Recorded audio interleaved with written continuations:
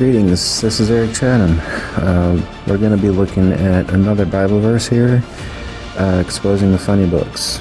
So, the one that's probably a big one here that is very interesting, because the verse we're going to look at in 1 Timothy 3:16, it says, "And without controversy," yet it's become a controversy in the new version. So it's very interesting that how the devil works. So there's no controversy. Well, what's the devil going to do? He's going to create controversy. And what's the controversy? Let's read the King James here. "And without controversy, great is the mystery of godliness. God was manifest in the flesh, justified in spirit, seen of angels, preached unto the Gentiles, believed on in the world, received up into glory." Now, I have a couple notes off to the side. I want to point out a couple words here. So let me get my God here. We look at controversy. We're going to look at God. We're going to look manifest, and actually we'll get justified too. But Paul says, "Without controversy, great is the mystery." Now, what is the mystery of godliness?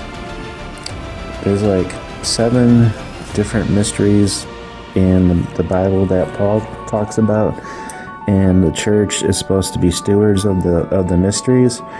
So if we're not keeping the mysteries correctly, we're not doing what Paul instructed us to do in the New Testament church, is about preaching the mysteries and being stewards of the mysteries. So let me show you what the new versions do, and we'll talk about this. I'll bring back the King James here in a minute. Here's Eve's sloppy version. "Oh, yeah, great indeed, we confess, is the mystery of godliness. He was manifest in the flesh." Who? The mystery? There's no antecedent. Okay, you already see a problem here? Who's the he referring to? The mystery? Dun dun dun. It's not grammatical, is what I'm trying to say. He was manifest in the flesh, vindicated by the Spirit, seen of angels, seen by angels, proclaimed among the nations, believed on the world, taken up in glory. He. At least they keep the word manifest there, okay? Because I have a problem with changing that to the word appeared. Now let's look at, so that was Eve's sloppy version. The New King James, the not King James, keeps the verse, "God was manifest in the flesh, justified in the spirit, seen by angels, preached among the Gentiles, believed on in the world, received up in glory." Pretty much sticks with what the King James says. Okay, now let's go over to which one is this? The non-authoritative sloppy Bible. Okay, so pull this over here. Just pull these right over. Okay.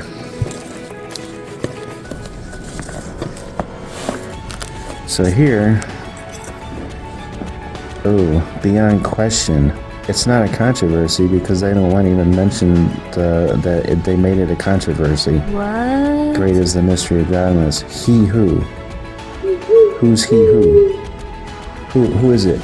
The mystery? There is no antecedent back to who the he is. Who's he who?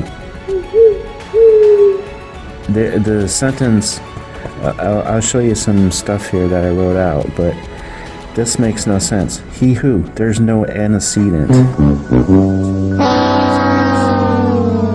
It just, you're assumed to think, oh, God. And that's probably the Holy Spirit telling you, hey, you who's reading this, he who is supposed to be God there. So that's your non-authoritative sloppy Bible. Finally, here is the non-inspired version. He appeared in the flesh. You see it? There's a appeared.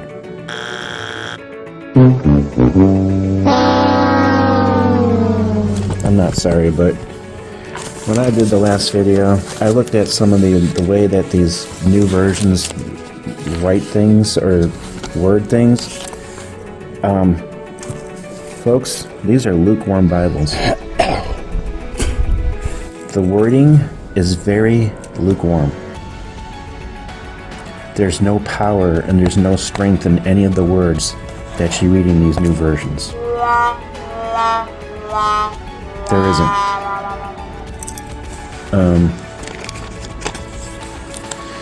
Colossians.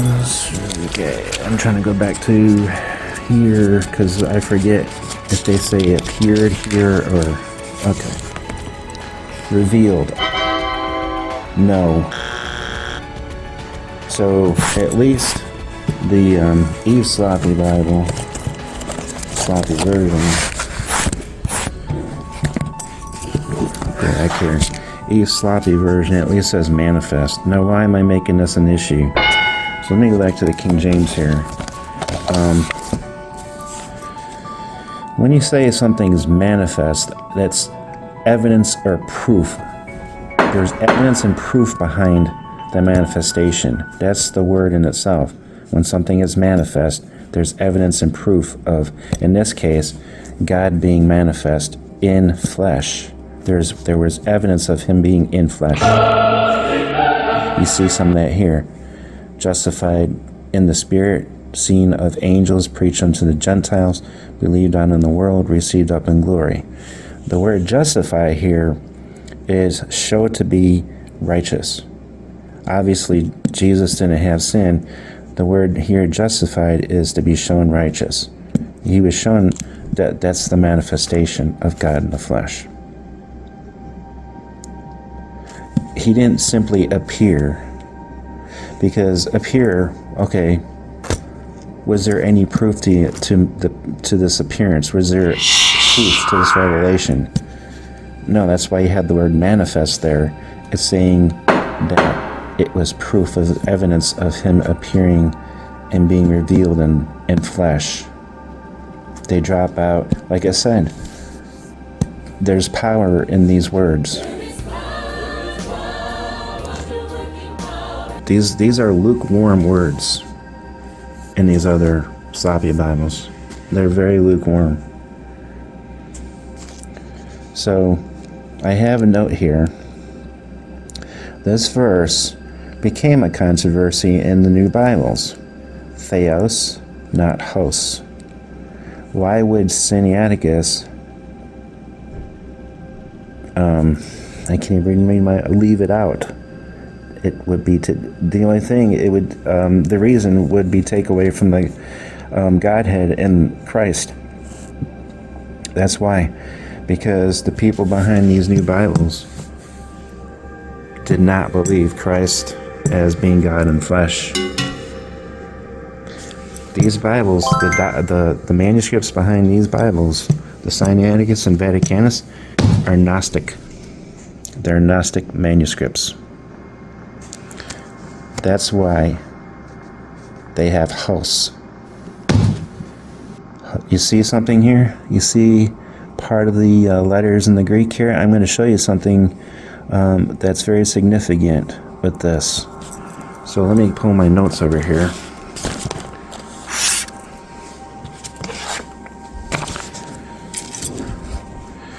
So, who is man in the flesh, manifest in the flesh? Manifest shows proof or existence. It's evidence. Appear is just to become apparent, come into sight. There's no proof or evidence of it. Again, it's like evidence at a trial. If this, taking this person to trial, did they just simply appear? You know, okay, I appeared. Well, is there proof of it? That's why the word manifest is important here. Controversy, the great controversy in 1 Timothy 3:16 became one in the new Bibles. Vaticanus leaves out this verse. Okay? Sinaiticus has this verse. Here is a transcription of what I looked at the Sinaiticus, what it has there. It has these three Greek letters here. Mysterium is the word over here. Hos is right here. That's what this thing here, this tick, whatever you want to call it. But in the manuscript, they wrote it. They add above it the theos part. You see here, theta and I forget what the enigma. They have that written above this here. That's why they claim. They say that these manuscripts are the oldest and greatest yet, and that's why they claim. It said they add quote it to the text. Originally, it was left out, so that's how you get Hos, which is he or who, which is the non-authoritative SUBTLY Bible says he who. So they add that over in the text. You can see it scribbled. You can see this scribbled above the text. But originally when they wrote, whoever forged the document, I believe it was Constantine Simonides that wrote this, and it was forged. It was a forgery. He didn't. Someone else added the theos part that was missing. Added above the uncial. That's what I had there. It was added above the uncial. The Textus Receptus has theos, which is God. You see here? The two Greek letters here? Given that my stance on this, the Vaticanus and Sinaiticus are forgeries, TR had it right. And TR is the correct and is the oldest. These two are forgeries. Survey said it's all fake news. These are Catholic manuscripts. Why would they want anything to reference Jesus being God? So naturally, for them, they would drop out drop out his deity,